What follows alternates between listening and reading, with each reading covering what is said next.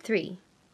In this part, you will hear 3 talks or lectures. The talks or lectures will not be repeated. There are 5 questions for each talk or lecture. For each question, choose the right answer, A, B, C, or D. Questions 21 to 25 refer to the following talk. Listen to a career counselor about 2 different types of employees. Are you going to be more effective and happy as a specialist or as a generalist? Do you find real satisfaction in the precision, order, and system of a clearly laid out job? Or are you one of those people who tend to grow impatient with anything that looks like a routine job? There are a great many careers in which the emphasis is on specialization. You find these careers in engineering and in accounting, in production, in statistical work, and in teaching. But there is an increasing demand for people who are able to take in a great area at a glance. There is, in other words, a demand for people who are capable of seeing the forest rather than the trees, of making overall judgments. And these generalists are particularly needed for administrative positions, where it is their job to see that other people, to organize other people's work, to initiate it and appraise it.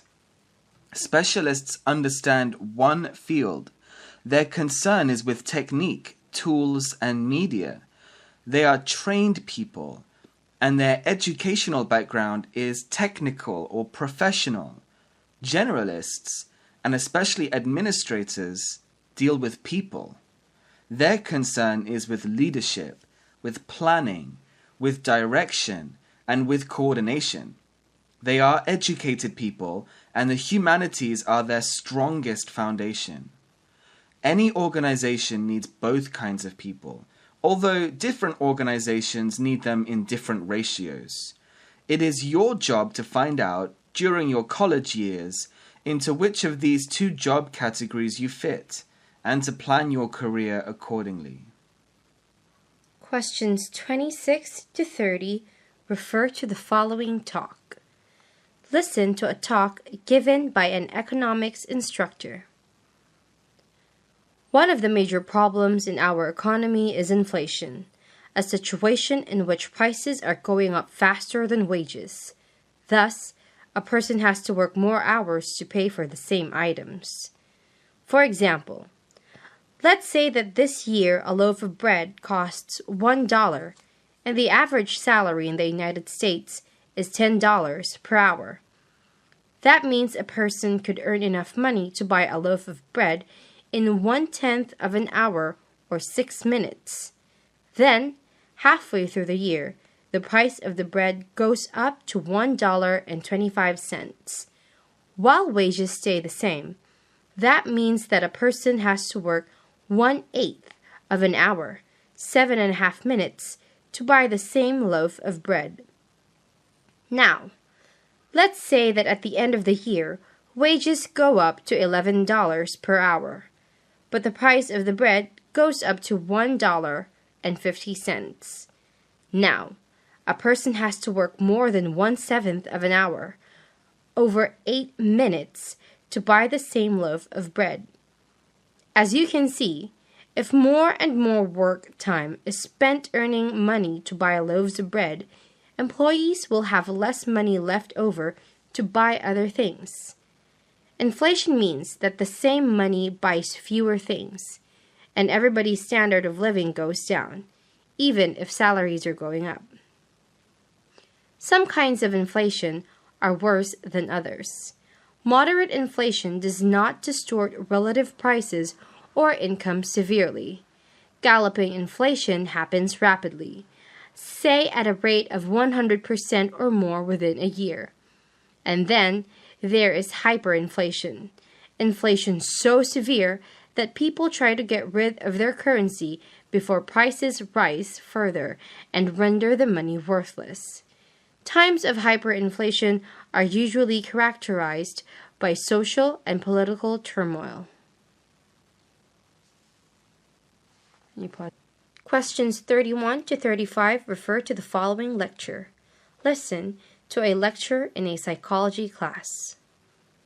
Psychology is a relatively new science. Like other sciences, psychology must be able to state laws.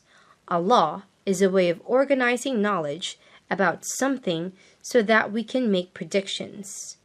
When enough knowledge is gained about a subject, a scientist can state precisely what will happen under certain conditions.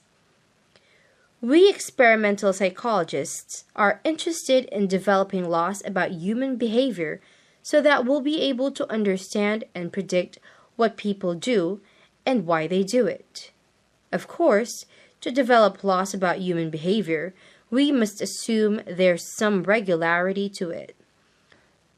We can't be psychologists without making the assumption that behavior follows certain patterns.